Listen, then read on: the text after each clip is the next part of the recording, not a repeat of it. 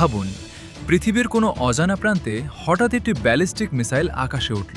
পৃথিবীর অনেক ওপরে ঘুরতে থাকা আগাম সতর্কীকরণ স্যাটেলাইটগুলো সঙ্গে সঙ্গে তাপের অস্বাভাবিক সিগন্যাল ধরে ফেলে।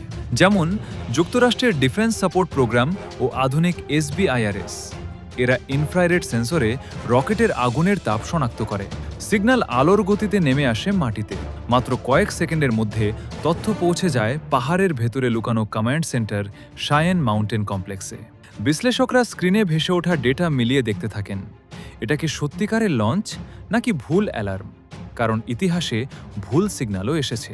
1983 সালে সোভিয়েত কর্মকর্তা স্ট্যানিস্লাভ পেট্রভ সম্ভাব্য ভুল অ্যালার্ম চিনতে পেরে বড় বিপর্যয় ঠেকিয়েছিলেন। তাই যাচাই বাছাই এখানে জীবনের সমান গুরুত্বপূর্ণ।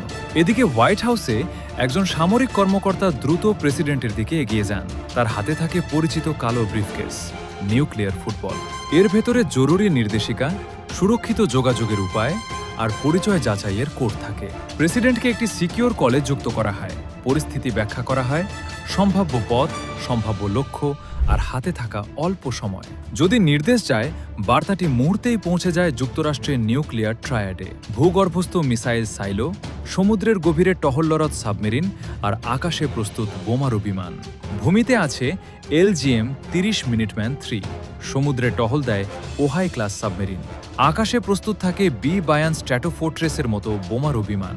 এই 3 স্তরের ব্যবস্থায় নিশ্চিত করে যে কোনো আক্রমণের পরেও প্রতিক্রিয়া দেওয়ার সক্ষমতা থাকে। এটি ডিটারেন্স বা প্রতিরোধের দর্শন। এরপর নিরাপত্তার জন্য প্রেসিডেন্টকে সরিয়ে নেওয়া হতে পারে, কখনো ভূগর্ভস্থ সুরক্ষিত স্থানে, কখনো বিশেষ বিমানে, বোয়িং E-4B নাইট ওয়াচ। এটি একটি উড়ন্ত কমান্ড সেন্টার, যেখানে শক্তিশালী যোগাযোগ ব্যবস্থা দিয়ে আকাশ থেকে সিদ্ধান্ত নেওয়া যায়।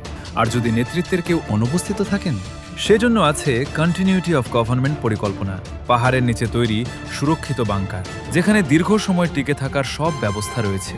যেমন Mount weather emergency operation centre. পুরো ব্যবস্থার উদ্দেশ্য একটাই, কেউ যেন প্রথমে আঘাত করতে সাহস না পায়, কারণ প্রতিক্রিয়াও হবে নিশ্চিত। সৌভাগ্যবশত এমন চূড়ান্ত পরিস্থিতি বাস্তবে ঘটেনি, তবু এই সতর্কতা ব্যবস্থা প্রতিদিন 24 ঘন্টা সক্রিয়। কেউ না কেউ স্ক্রিনের সামনে বসে আছে, অস্বাভাবিক কোনো সিগন্যালের অপেক্ষায়। আমরা হয়তো টের পাই না, কিন্তু পৃথিবীর শান্তির পেছনে কাজ করছে এমন এক অদৃশ্য প্রহরা, যেখানে প্রতিটি সেকেন্ড, প্রতিটি সিদ্ধান্ত অসংখ্য জীবনের সমান মূল্যবান।